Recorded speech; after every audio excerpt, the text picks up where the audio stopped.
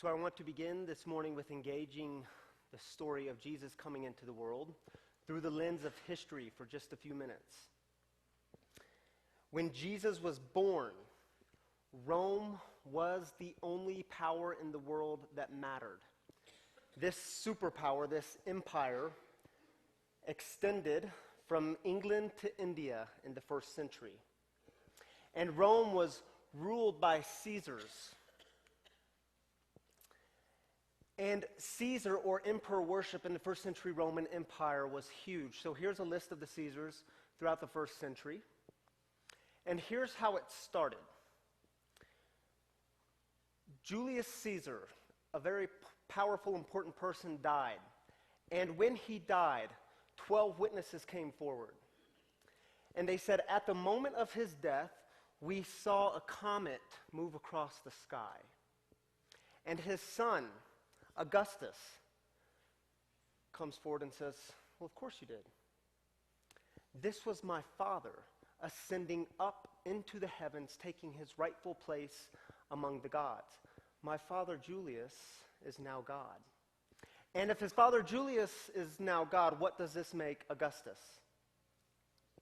Son of God. And Augustus was brilliant when it came to branding himself as the Son of God. And he soon took power and was the new emperor for the Roman Empire at the turn of the first century. He was the new emperor, the Caesar, when Jesus was born. This was a man of great, great ego. For his birthday, he demanded that everyone in the empire set aside 12 days to celebrate his birthday. Some of you are thinking, this is exactly the way it should be for my birthday. And get this, he called it Advent because he said, for these 12 days, we will prepare for the reign that is to come. And it's not just me reigning over some of the world, but the reign that is to come is when I will reign over the entire world.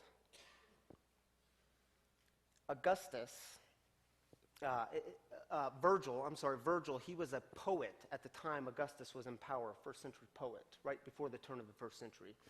And Virgil said this of Augustus. He said, Augustus is the one who is to come. He will be the divine king of salvation for whom mankind has waited. Augustus will annihilate the evil of the past and free the people from unceasing fear. Caesar Augustus will establish a universal empire of peace and will lead toward a renewed humanity. Can you think of anyone else in the first century at this time who was referred to in similar ways?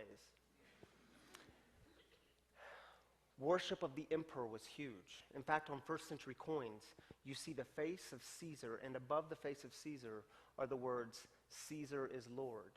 It was common greeting in the empire, Caesar is Lord, or Caesar, King of Kings. Caesar, Lord of Lords, Caesar, Prince of Peace.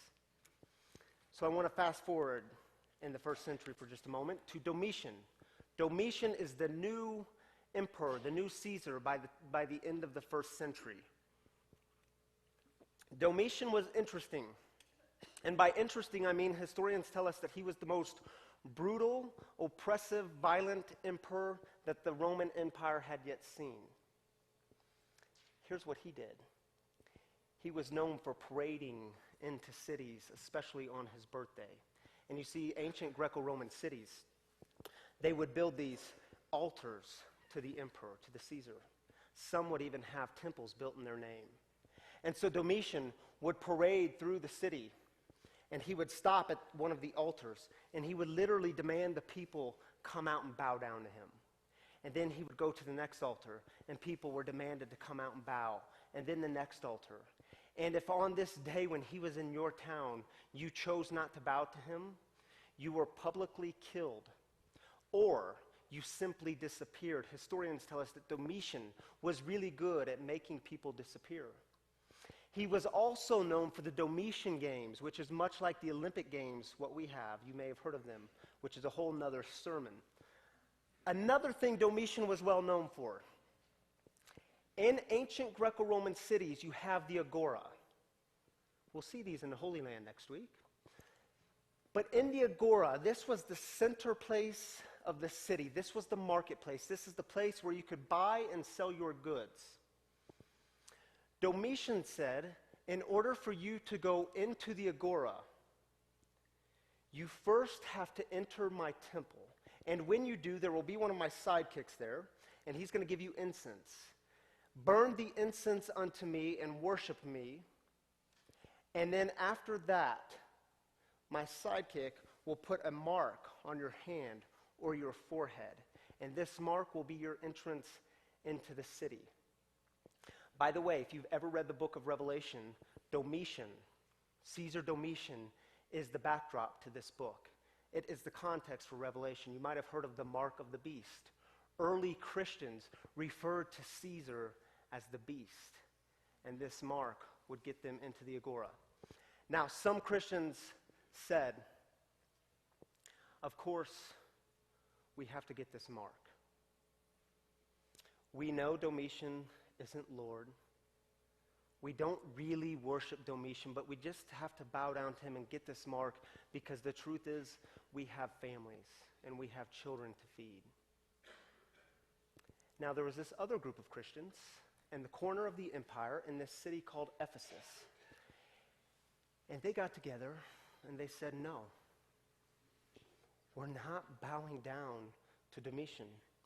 We're not giving Caesar our worship any longer, because our worship and our allegiance belongs to one person, and that is Jesus Christ. We're not bowing down to Domitian. So at the end of the first century, Christians in Ephesus began to disappear. Their pastors were sent into exile. In fact, if you read Revelation, that's how the book begins. John on the island of Patmos, who was sent into exile. But what's so interesting also about this time is this Christian movement in Ephesus began to grow. And it was like the more struggle they encountered, the deeper their faith went. The more struggle, the more things placed upon them, the deeper they went in their faith. And so I say this to say, bear in mind this context when you hear that popular Christmas story in Luke's gospel. Because Luke begins us in a very particular time, in a very particular place with very particular people. Remember, Luke chapter 2, he begins in the days of Caesar Augustus. And this decree was sent out where everyone had to go to their own towns to be counted for the census, for tax purposes. And so Joseph and Mary went down to Bethlehem, and this baby was born. And then these angels of the Lord go into the fields to the shepherds, and shepherds are absolutely nobodies in the first century. And they start proclaiming this good news, saying that a new king has come, something new is happening. And verse 9 in chapter 2 tells us the shepherds are absolutely terrified. Now, given that context, why would the shepherds be terrified? I want you to imagine for a moment this conversation between the shepherds and the angels. Angels, are you realizing what you're saying? Because if this story is true, this is a story that changes everything. Because what you're saying here is Caesar isn't Lord, but this little baby born in a manger in Bethlehem is Lord and the one to worship. What you're saying is Caesar isn't Lord. Do you realize the danger you're putting us in? We have lots and lots of Caesars in our world, don't we? You have yours, I have mine, and they all say similar things. I have Caesar. By the way, that's Domitian. I have Caesar consumerism. Caesar consumerism comes to me and says, Ryan, if you can just get this thing, then you will know true joy. Then you will be at peace. If you can just get this stuff, that stuff that you like. I have other Caesars. I have Caesar ego. And ego comes along and says, Ryan, if you can just figure out a way to get yourself at the center and to keep yourself at the center, then you will know salvation. Then you will truly be at peace. Have you ever been standing in a room with a group of people, maybe it's your friends or your family or colleagues, and someone next to you is talking about how great so-and-so is, and you know so-and-so, and your first thought is, no, I'm great. I'm great. And the sooner you realize that, the better you and I are going to be. The better we will get along. Oh, and then there's Caesar isolation, almost as brutal as Domitian. Because Caesar isolation comes along to me and says, Ryan, when you're struggling, when you have your deepest doubts, when you have your deepest questions, isolate. Don't let anyone know that. Don't let anyone see that. I was talking to a guy not long ago, and he was telling me that he felt like the weight of the world was on his shoulders. And he said he had all this pressure to perform at home, at work, and in every part of his world. And he was telling me that his go-to, his only escape that he has found has been through alcohol. And he was scared. And he said, it's not just my problem that scares me. I think this affects those I love most. And he said, we just found out my 14-year-old daughter is cutting. And he says, I'm scared. And I have all this shame. And I don't really see a way out of this vicious cycle. And shame, Caesar's shame comes along. And shame loves to take every piece of your identity. And just like Caesar Domitian and Caesar Augustus and all the other Caesars, this Caesar demands every piece of your worship. I think the core question for me of Advent is the story better than this? Is the Advent story better than this? And you see these gods, they come along and they say, just bow down to me and I will give you, I will grant you. And there are moments when you look around and it seems like everyone else is bowing down to these same gods and you think, why bother resisting? Why bother resisting the Caesars? And then there are moments where you hear and you see Luke's angels coming onto the scene. And they say, no, don't believe it. Don't believe the things the Caesars are selling you. It's a lie, all of it. It's all a huge lie. These products, they're false. The Caesars, they'll promise you all these false things, but all of it, it's a fraud. The one who is to come, the one that we are proclaiming, is different. This is the one who has come to be with us, and emperors, Caesars, are never with you. They are always against you and over you. This is the one who came to struggle with us. This is the one who was born in a manger, not in the imperial courts.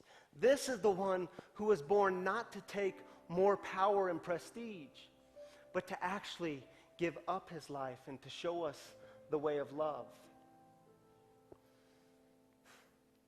This God is always pulling us towards the things that matter. The Caesars of this world are always pulling us away towards the things of meaningless things, towards the things that are worthless. I was talking with a friend last week. We had coffee together. And he was telling me how recently his world has been turned upside down. And he was telling me this story of fear and unknowing and this story of great pain. And as he's telling me this story, he stops along the way and he smiles. And he says, but something really incredible happened last week. It was just me and my boys at home. And I found this great fish tacos recipe. And he said, so one of my boys, he started grilling the fish taco, the fish. And my other boy, he started making this homemade chipotle sauce. And I wanted some coleslaw with the fish tacos, so I made this homemade coleslaw. And he says it was kind of amazing because in the midst of all this fear and unknowing, and when my world was turned upside down, I was reminded in this moment of all the things I have that actually matter.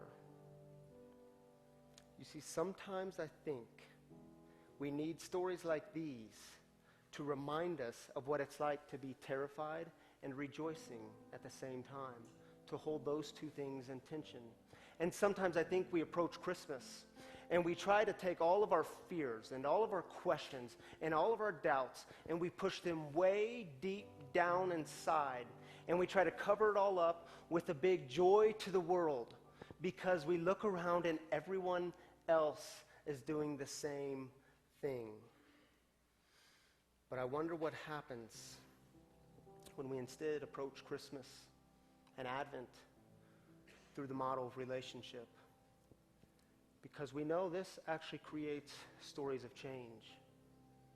We know, just like those early Christians in Ephesus, something profound happens, something divine happens when we struggle together. Our faith deepens.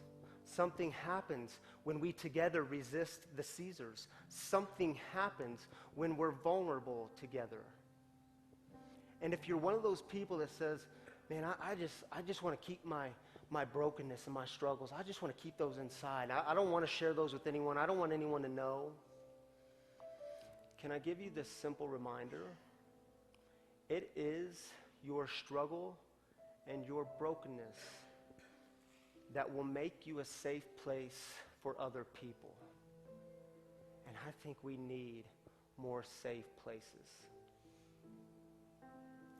When my friend was talking about the fish tacos, and when I was driving home that night, I thought, that's the God of Advent that I'm looking for. I want that fish tacos God, where it can seem like everything around you is falling to pieces, things are getting turned upside down, but in the midst of all that, there is this moment where you're brought into the things of hope. There's this moment where you're brought into the things that actually matter. And so when it comes to Christmas, I know it can seem like just another event in your already busy schedule. And sometimes I think what we're really craving is just this simple hallelujah.